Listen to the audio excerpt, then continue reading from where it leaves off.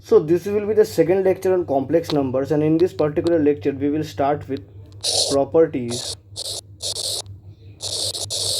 properties of modulus and amplitude. We will start with properties of modulus and amplitude. Okay, so suppose we have two complex numbers z1 and z2, z1 and z2.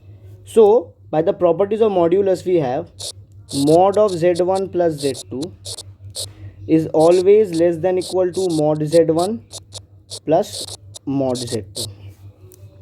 This is the first property.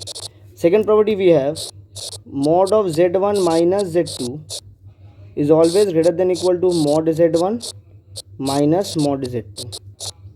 Okay, I mean here we use the difference symbol. Here we use the difference symbol. Okay, here we use the difference symbol. Difference symbol. Okay, next we have mod of z1 times mod of z2 is always equals to mod of z1 z2. Similarly we have mod of z1 over mod of z2 is equals to mod of z1 divided by z2. These four are the modulus properties of complex numbers. And if we talk about the amplitude properties, let me do it with another color. The amplitude properties. So in case of the amplitude properties which we have, wait a minute. In case of the amplitude properties we have arg of z1 times arg of z2 is equals to argument of z1. Wait a minute. uh, Mod properties. In the mod properties, wait a minute. Yes, I have done a slight mistake here. I was thinking of it only. Mod of z1 times z2, this is plus argument of z2. Slight mistake, I'm sorry. Similarly, argument of z1 by z2 gives you argument of z1 minus argument of z2. These two are the amplitude properties. So, and lastly, now the properties of modulus and the amplitude is over. Now we move on to a very important portion, that is Euler's theorem. I mean, let us study here Euler's identity. Euler's identity. Now here we have something very interesting that says कि r times cos theta plus I sin theta is equals to r times e to the power I theta. Okay, so from here if we cancel out the r, we get e to the power I theta is equals to cos theta plus I sin theta.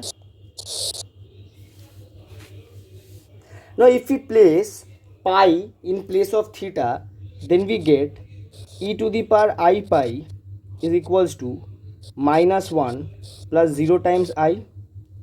That implies to e to the power I pi plus 1 is equal to 0. This is the Euler's identity. This is the Euler's identity. There is one more Euler identity which shows that e to the power minus I pi is equals to 1. E to the power minus I pi is equals to 1. Now how is this possible?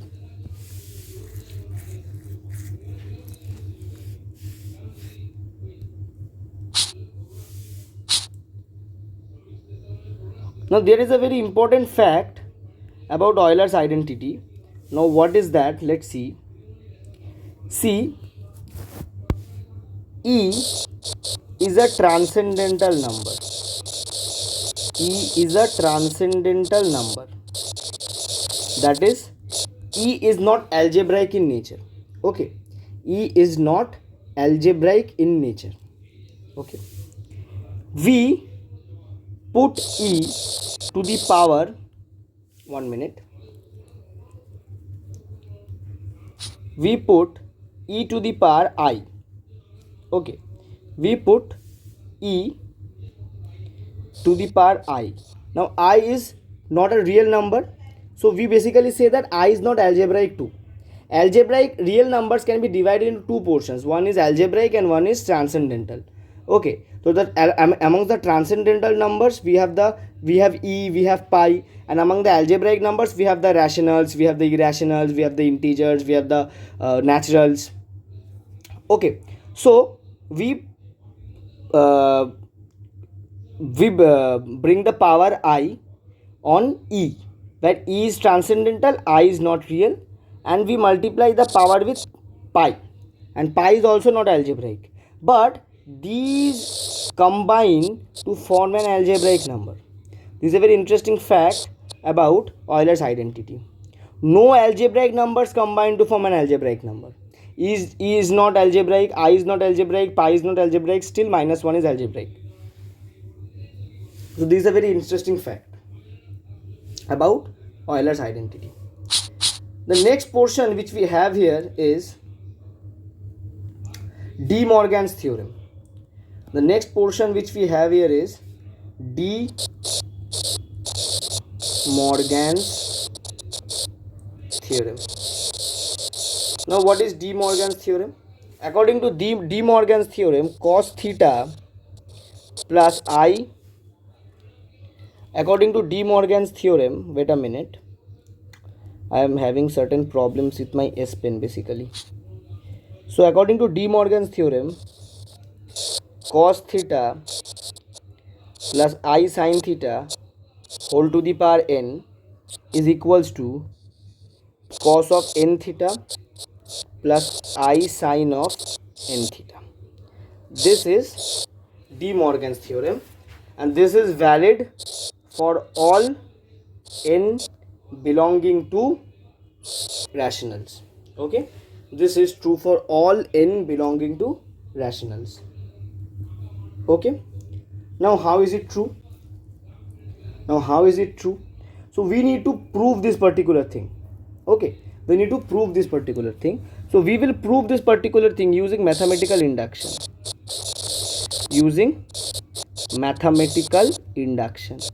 Now by mathematical induction, in the plus 2 level we had learned one mathematical induction where we had one base case, and when we used to show that the statement is true for the lowest value of n, lowest valid value of n, and then we used to go to the step called induction hypothesis, where we used to consider the statement to be true for certain value of n, and then we used to prove that particular statement true for n equals to n plus 1, or if we would have considered n to be true for n equal to k, then we would be proving that the statement is true for n equals to k plus 1.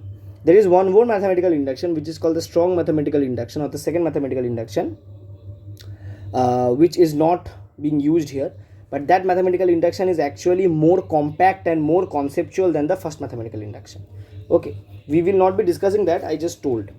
So we will do this statement. We will prove this particular De Morgan's theorem using mathematical induction. So let's go to case 1. So in case 1, I mean, let's not write it as case 1, let's write it as the base case, as we usually do. So base case.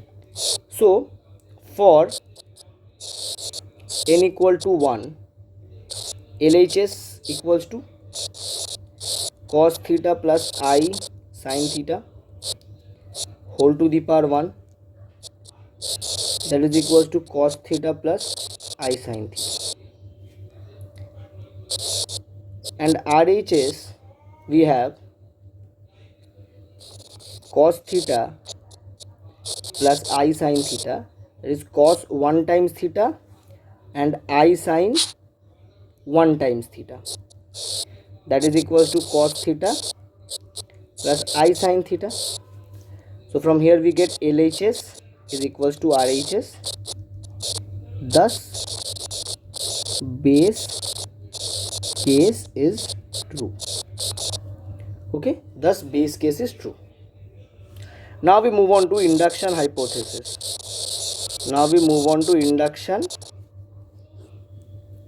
Induction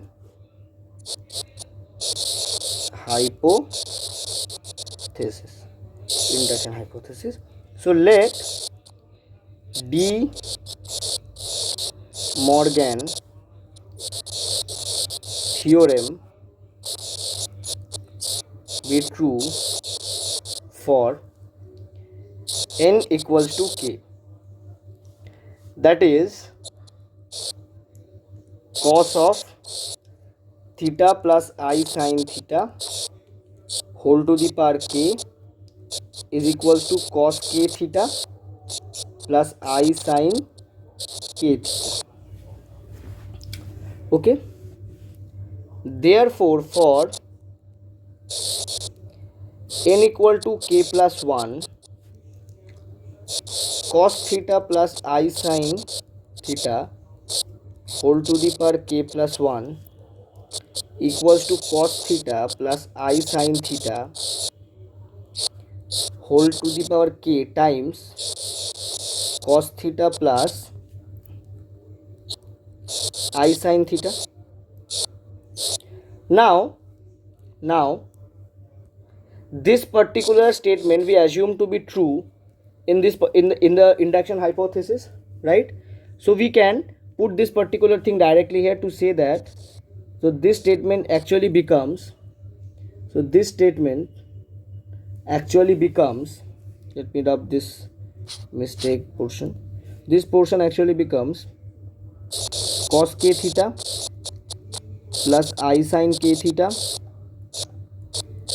times cos theta plus I sin theta, and on multiplying it we will get this equals to cos k theta cos theta minus sin k theta sin theta plus I times sin k theta cos theta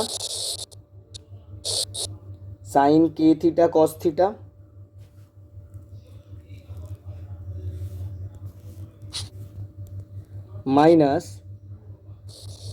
plus sin theta cos k theta. This gives cos of k plus 1 theta plus I sin k plus 1 theta, that is equals to RHS. Okay, I forgot to write the LHS thing here, right? For n equal to 1, LHS, that is equals to RHS. Therefore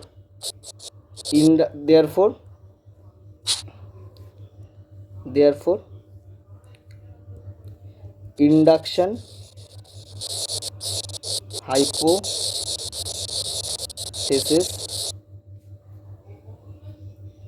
true. Hence by mathematical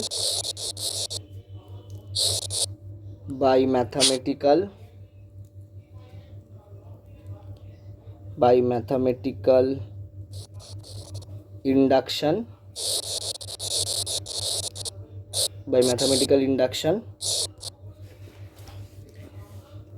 De Morgan theorem is true. So we finally proved the De Morgan theorem. Okay, now De Morgan theorem is true for all n belonging to the set of all, that means for all rational numbers. Okay, now next we will be moving on to a very important concept, that is the nth root of unity. That is the nth root of unity. That is a very important concept. Now, before starting nth root of unity, we first need to know the general values of certain statements we have already written. First thing first, r cos theta plus I sin theta actually equals r cos 2k pi plus theta plus I sin 2k pi plus theta. Now, how they are true? So basically we know periodicity of functions. Okay, that is, according to periodicity of functions, f of k plus x is equals to fx. If this statement is true, then k is said to be the period of fx. So basically this is called the periodicity of functions. In a similar manner, 2 pi or 2k pi, this is more general, 2k pi, 2 pi, basically see this k plus a, when we talk about this particular condition, we take k to be the lowest possible value for which the function, for which this statement is true. So in that manner, 2 pi is the actual period of sin x and cos x, or the sine function and the cos function. But we try to make this statement more general. That's why we basically multiply 2 pi with k. We multiply 2 pi with k, where k belongs to, wait a minute, my S pen is again disturbing, where we multiply 2 pi with k, where k belongs to the set of all positive integers including 0. Okay, so basically in this manner this particular statement is true, and if this is true, then we also know that r cos 2k pi plus theta plus I sin 2k pi plus theta will also equal r e I times 2k pi plus theta, or we can write it as r times e times I theta times 2k pi I. Okay, so this is the basic case. So e to the power, so r times cos 2k pi plus theta plus I times sin 2k pi plus theta basically equals to r times e to the power I times 2k pi plus theta. That is, we expand it in I theta times 2k pi I. Okay, now from here we will move on to the nth root of unity problems. Okay, concept of nth root of unity. So what happens here, that let x plus iy is equals to, let x plus iy to the power n equal to r cos 2k pi plus theta plus I sin 2k pi plus theta. Now if I basically bring this power n to this side, then the right hand side will be raised to a power of 1 over n. From here we can say that x plus iy is equals to r to the power 1 over n, and as De Morgan theorem is true for all n belonging to rationals, so we can by not writing the step of raising this to the power 1 by n, we can directly write it as cos of 2k pi plus theta over n plus I sin 2k pi plus theta over n, right? We can write this, and that is equals to r to the power 1 over n times e to the power I times 2k pi plus theta over n. 2k pi plus theta over n. Okay, so we get this particular thing. Now see if now, like basically if I talk about, now this was the nth root, now this was the nth root of a complex number, this was the nth root of a complex number. Now if y is equal to 0 and x is equal to 1, if y is equal to 0 and x is equal to 1, then theta is equal to 0, then theta is equal to 0. I mean in general, because theta is equal to what? Tan inverse of y over x. Theta is equal to 0 and r is equals to 1. So from here we can say that 1 to the power 1 over n. Now how can we write 1 to the power 1 over n? Now suppose basically do one thing. Before writing this particular step, let us do a slight change of plan. Let x plus iy to the power n is equals to a plus ib. From here what we can say? A plus ib to the power 1 over n is equals to r times 1 over n times e to the power I 2k pi plus theta over n, that is equals to r to the power 1 over n cos of 2k pi plus theta over n plus I sin 2k pi plus theta over n, right? Okay, now if b is equal to 0 and a is equal to 1, if b is equal to 0 and a is equal to 1, r becomes root over a square plus b square, that is 1. So r becomes 1 and theta becomes tan inverse of b over a, that is 0. So theta becomes tan inverse 0, that is 0. So from here we can say that 1 to the power 1 over n is equals to nothing but cos of 2k pi over n plus I sin 2k pi over n, that is equals to e to the power I times 2k pi over n, where k ranges from 0, 1, 2 up till n minus 1. This is the answer. From here you can find the nth root of unity, any nth root of unity very easily.